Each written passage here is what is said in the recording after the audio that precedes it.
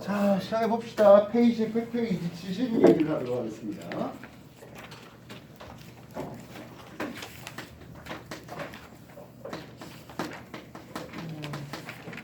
우선 전주 3주차 시험지를 안 했다는 얘기야? 데스크에서 시험지 받아가지고 오늘 조금 제출해. 쉬는 시간에 잠시 풀면 되잖아. 생각보다 싫어. 금방 풀어. 맞다 나 20분도 안 걸릴 거야.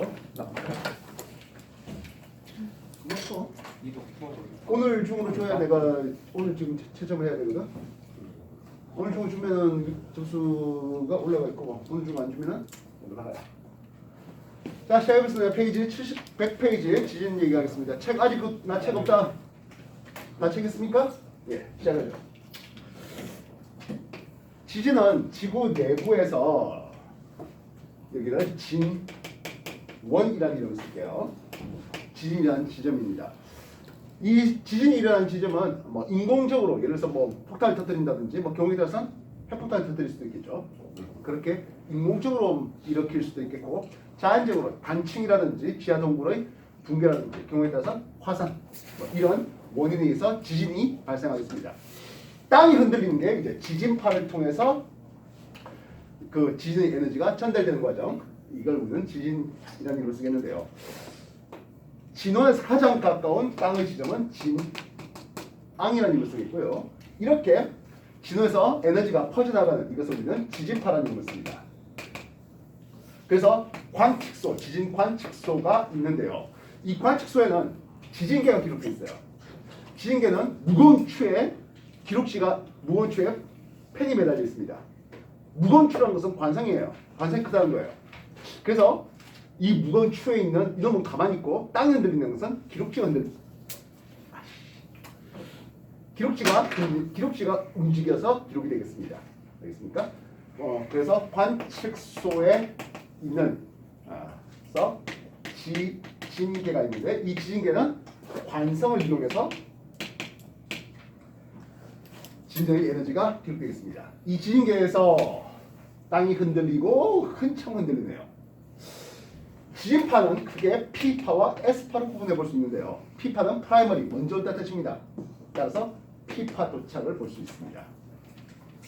S파는 세컨더리, 두 번째로 온다는 뜻인데요. 이쪽에서 오는 놈이 S파예요.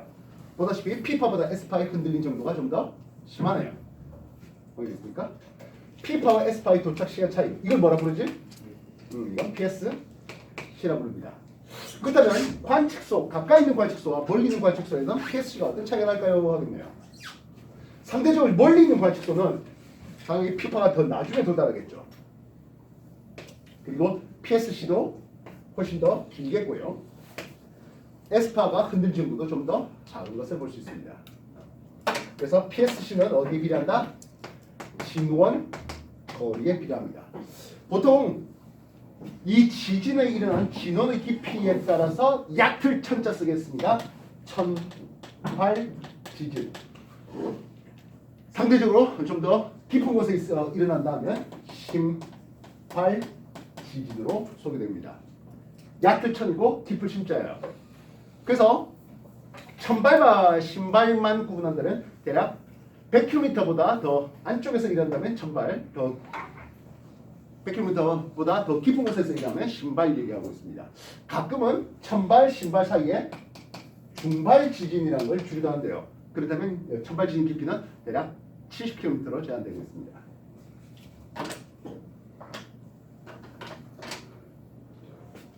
진원 거리나 진암 거리나 시선 별반 차이가 없어요. 왜냐하면 대부분의 지진은요, 지진의 90% 이상은 천발 지진입니다. 그리고 천발 지진 깊이가 중발까지 한다 해서 한 770km라 했잖아요. 진앙에서 거리, 수평거리 다시 말하면 진앙거리는 대략 수백에서 수천 킬로미터 이상을 얘기하고 있습니다.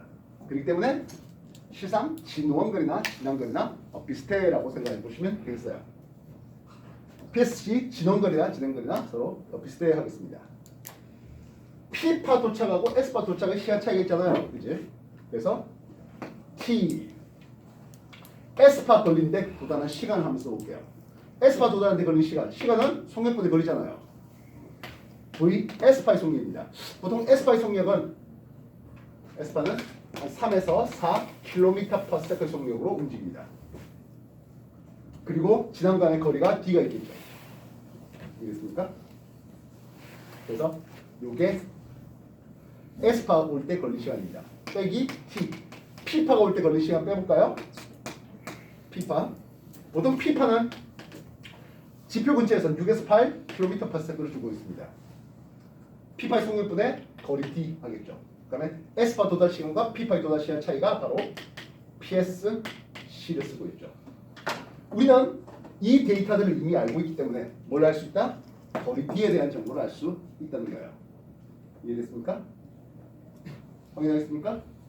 그래서 거리 D, 지난간의 거리 D에 대한 정보를 알아내는 건 PSC를 통해서 알아낼 수 있습니다. 이해됐습니까? 참고로 물리 쪽에서 얘기할 때는 P파는 파의 진행 방향에서 매질이 나란히 진동하는, 그래서 종파를, S파는 파의 진행 방향에서 매질이 위아래 수직으로 진동하는 행파로 소개되고 있습니다. 지금까지 한 거 정리해 주십시오. 페이지 100페이지와 101페이지에 대한 내용입니다.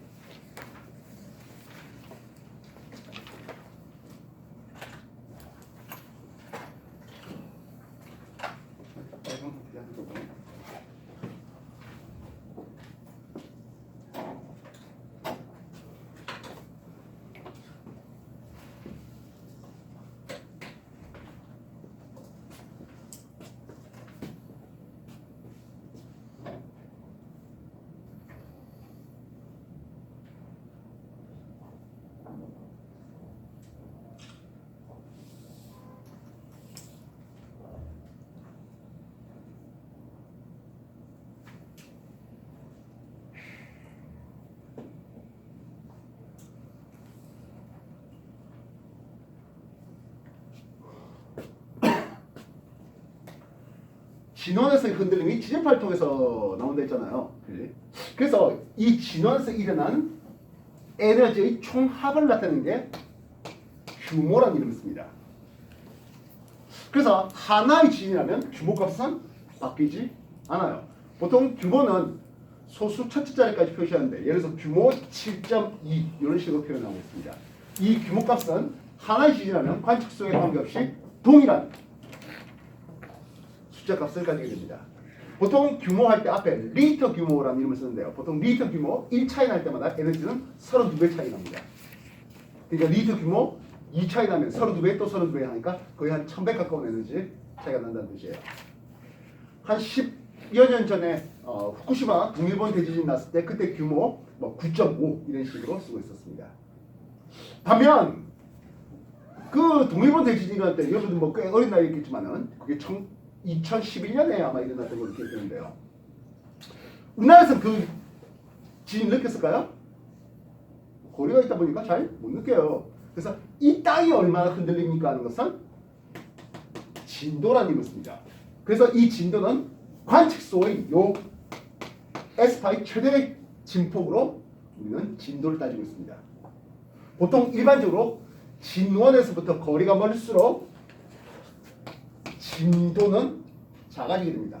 그래서 진도는 로마자로 쓰면 돼요. 진도 3, 진도 2 이런 식으로 로마자로 표현됩니다. 그래서 하나의 지진이라 하더라도 진원에서 거리가 멀어지면 일반적으로 진도가 낮아집니다.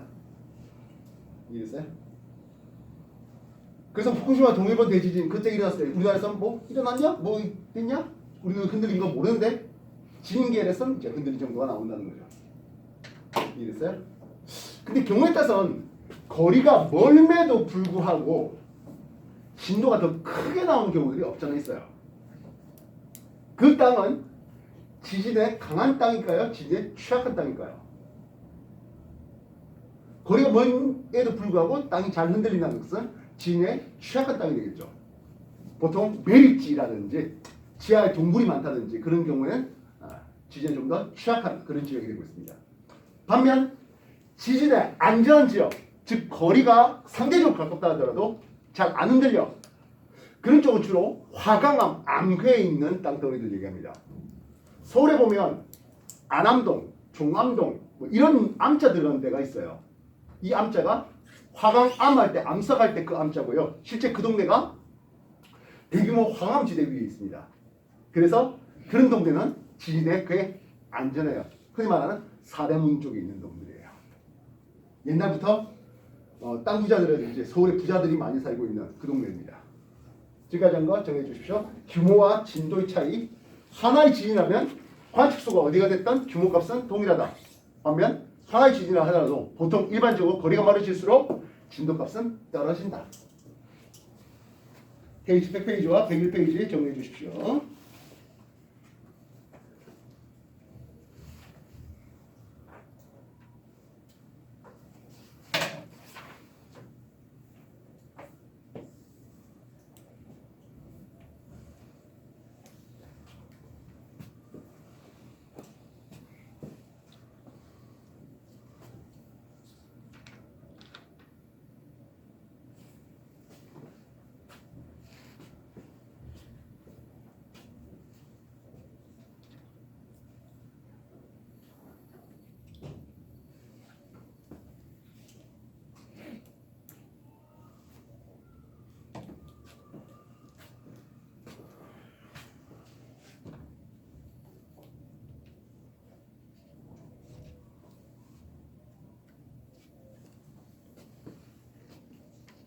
지진은 어쩔 수 없이 일어나잖아요.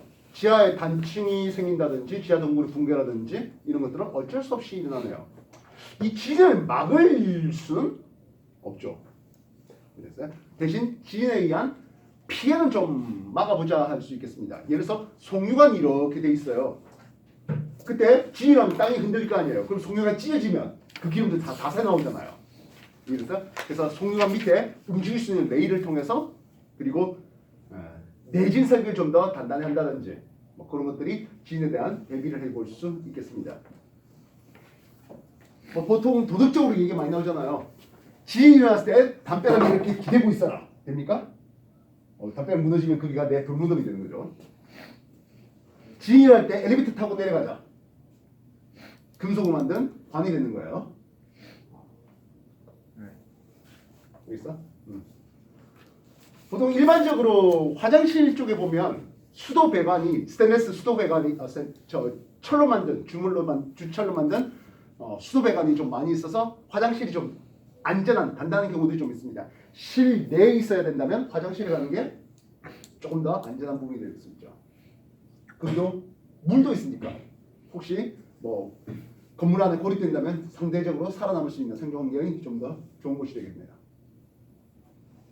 도덕얘기였습니다. 아까 지진의 진원이 인공적으로 우리가 뭐 화약을 터뜨려서 인공적으로 확인해 볼 수 있다 했잖아요.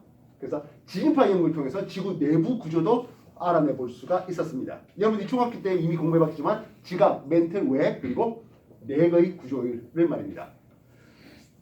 지구 내부 구조는 제일 좋은 거야. 지구를 반절 딱 쪼개보는 게 제일 좋죠. 근데 그럴 수 있는 기술력이 아직까지 인류한테는 없습니다. 뭐 지구상에 있는 핵폭탄을 다 터뜨리면 지구를 뭐 몇 번을 뽀갠다 하는데 말도 안 되는 소리예요. 지구는 안 뽀개져요. 그 정도 핵폭탄 가지고는요. 그러면 들링해서 시추해봤잖아요. 시추했을 때 얼마 정도 깊이까지 우리가 파봤을까요? 지구 반지름이 6,400km 정도 돼요. 얼마까지 파봤을까요? 20km. 한 11km 정도 파봤어요. 그럼 6,400km, 11km면 뭐 없죠. 왜 그렇게까지밖에 못 파봤을까요? 예, 밑으로 내려갈수록 이제 온도가 높아져요. 드릴의 재료가 뭐겠어요? 다이아몬드. 철이지 않습니까? 다이아몬드 만든.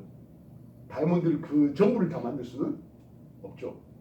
야, 11km 파는 그거를 어떻게 다이아몬드를 전부 다 만들어?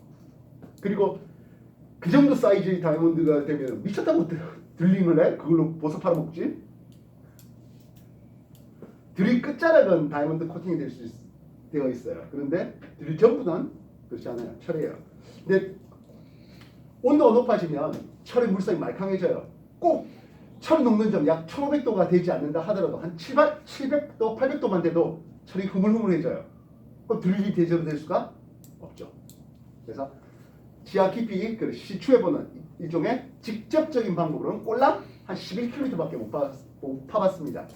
그것도 바다 5km에 해양지각 5km 그리고 멘트는 1km 이 정도 파본 게 전부예요. 그래서 지구 내부 구조를 알아내는 데 있어서 지진파, 즉 인공적으로 지진을 일으켜서 지진파를 전 세계에 있는 지진 관측소에서 지진파를 연구해 봅니다. 여기서 지진이 딱 터졌대요. 우리가 생각할 때 이렇게 오는 지진과 이렇게 갔다 오는 지진을 한번 생각해 보자고요. 무슨 느낌이 말인지 알겠습니까? 지진이 일어났을 때 진원에서부터 스트레이트 이렇게 오는 지진파의 전파 속도와 아래쪽 내려갔다가 다시 올라오는 지진파의 전파 속도를 봤습니다. 그랬더니 직접 오는 것보다 밑으로 내려갔다 오는 게 더 빠른 일들을 발견했어요. 무슨 말일까요? 속도가 바뀐다.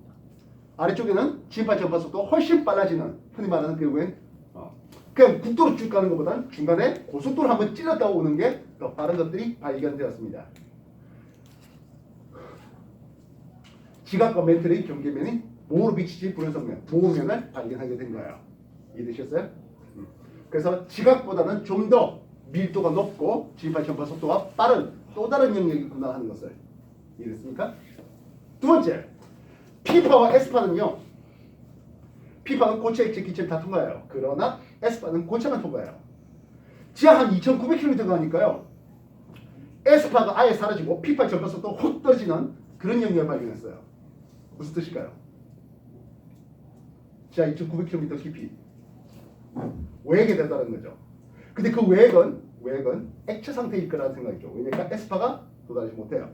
페이지 102페이지 보시면 지진을 꽝 터뜨렸을 때 지구가 균질했다면 모든 지역에서 P파와 S파가 다 도달했을 거예요. 근데 S파가 도달하지 못하는 영역들을 발견하게 된 겁니다. 흔히 말하는 암영대라는 이름을 쓰겠는데요. S파와 P파와 S파가 전부 다 도달하지 못하는 암영대를 발견했습니다. 이 암영대를 통해서 액체 상태의 외의 데이터를 보는 거죠. 물론 이 암영대 말고 이쪽에서는 P파는 도달하게 됩니다. 그리고 나중에 P파와 S파가 도저히 도달하지 않는 암영대 속에 아주 희미한 P파의 흔적을 찾았습니다. 안쪽에 내핵갈 한 5,100km 정도 깊이의 고체 상태의 내핵을 또 발견하게 된 거죠. 그렇게 해서 페이지 102페이지 지구 내부 구조를 우리가 설명하는데 지진파를 이용해 봤거든 하는 내용이 소개되고 있습니다. 102페이지 정리해 주십시오.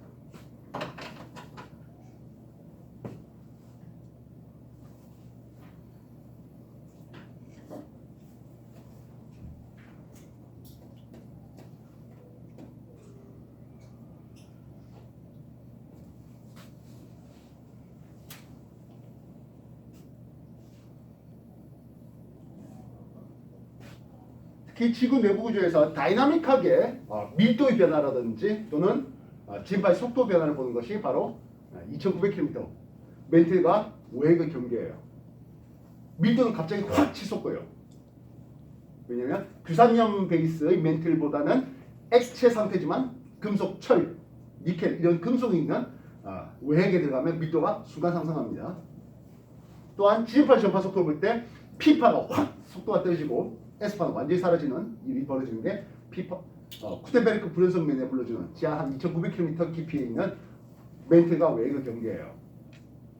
반면 압력이라든지 온도는 스무스하게 계속 지속적으로 높아지는 것을 볼 수가 있습니다. 지구 중심까지 가면서 지구 중심 온도는 대략 한 6,000도씨 정도로 추정되고 있습니다. 지진이 일어난 장소를 쭉 모아봤습니다. 전 세계적으로 지진이 일어난 장소가 균등하게 퍼져 있을까요? 그렇지 않아요. 특정 지역에 지진이 일어난 장소가 많이 몰려 있어요. 우리나라도 뭐 빈번하게 지진이 일어난다라고는 하지만은 하지만은 일본에 비할 바는 아니죠. 기껏 뭐 우리나라 지진이 일어나봐야 뭐 규모 뭐 3점 얼마 4점 얼마 했는데요. 아까 말했던 동일본 대지진 이런데 규모 9.5 뭐 근래 터진 것들 보면 7점대 이렇습니다. 아까 말했지만 규모는 규모 1 차이 날 때보다 지진 총 에너지가 32배 차이 나요. 여기 우리나라에서 일어난 지진은 그렇게 큰 규모가 아니란 거예요. 지진이라는 장소를 모아봤더니 띠처럼 보여있네요. 지진대가 나옵니다. 앞단에서 공부한 게 화산이지 않습니까? 역시 화산도 전 세계 균형이 터집니까? 그러지 않아요. 화산이 자주 일어난 장소를 모아보니까 띠처럼 연결되어 있네요. 화산대라고 하겠습니다. 또한 이 지진대와 화산대가 꽤 일치하는 것을 봤어요. 이 말이 시사한 바가 뭡니까 하네요. 우리가 다음번 수업 시간에 이제 판의 경계에서 할 건데요. 지구의 표면은 10여 개의 크고 작은 판으로 구성되면서 이 판들이 모이거나 수렴 경계를 부릅니다. 벌어지거나 발산 경계를 부릅니다. 비껴나가거나 보정 경계를 합니다. 이런 판의 경계에서 땅을 흔들린 지진 경우에 따라서 화산을 동반합니다라는 지각 변동을 얘기를 하죠. 지각 변동의 이유를 설명하게 되겠습니다. 그래서 전 세계 지진 및 화산의 대부분을 차지하는 것이요 태평양 주변부, 즉 환태평양 화산대, 환태평양 지진대라 부르고 있습니다. 그래서 뉴질랜드, 오스트레일리아, 뭐 말레이시아, 인도네시아, 필리핀 거쳐서 일본 거쳐서 캄차카 반도 거치고 이후에 남아메리카까지 한 바퀴 휙 도는 이런 지진대와 화산대를 볼 수 있겠다고요. 이래서 그 내용이 103페이지에 정리되고 있네요. 참고로 지진과 화산이 잘 일어나는 장소가 변동대라고 했다면 지진과 화산이 거의 일어나지 않는 그런 곳을 우리는 순상지라는 이름을 씁니다. 대표적으로 캐나다 순상지라든지 시베리아 순상지 이런 데는 거의 지진 화산이 일어나지 않는, 즉 지각적으로 굉장히 안정화된 그런 땅이 되겠습니다. 페이지 103페이지까지 정리해 주십시오.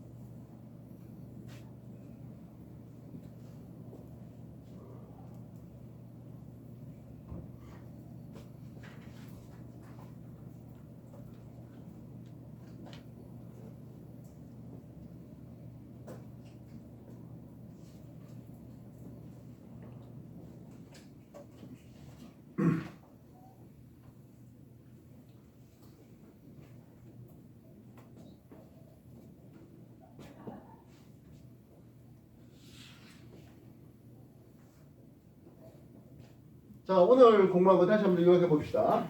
지진이 일어나는 장소를 진원이라 했습니다. 이때 이 지진의 총 에너지를 나타내는 게 규모. 그래서 하나의 지진이라면 여러 관측소에서 동일한 규모값을 가져야 되겠습니다. 그러나 거리가 멀어짐에 따라서 그 땅의 흔들림, 즉 S파의 최대 진폭을 우리는 진도라는 이름을 쓰는데요. 보통 거리가 멀어질수록 S파의 최대 진폭은 작아지게 됩니다. 진도값은 줄어들게 되겠다고요. 이해됐습니까? P파와 S파의 도착 시간 차이를 PSC라는데, PSC는 그래서 진원 간의 거리, 경우에 따라서는 진앙 간에 비례하는 것을 볼 수가 있습니다. 혹시 나중에 문제 풀다 보면 주시 곡선이라는 놈이 나올 수 있는데요. PSC를 주어진다면 진원 거리 얼마인지를 나타내는 그런 표가 나옵니다. 주시 곡선이라 해서 나오겠습니다. 지진이 일어난 장소를 깊이에 따라서 천발, 중발, 그리고 신발 지진하는데 대부분의 지진은 천발 지진에서, 그리고 그런 지진들이 잘 일어나는 데를 우리는 지진대, 화산대 이런 이름 쓰는데 대체로 판의 경계와 나란한 것을 볼 수가 있습니다. 자, 이제 여러분들이 문제를 한번 풀어보시는데요. 104페이지 개념 다지기부터 풀면 되겠고요. 이미 나는 상당부를 풀었다가 한 사람들은 창의 파트 문제를 푼다든지 또는 아직 실력 파트 덜 푸는 사람들은 또 실력 파트 문제를 풀어볼 수 있도록 하십시오. 시작.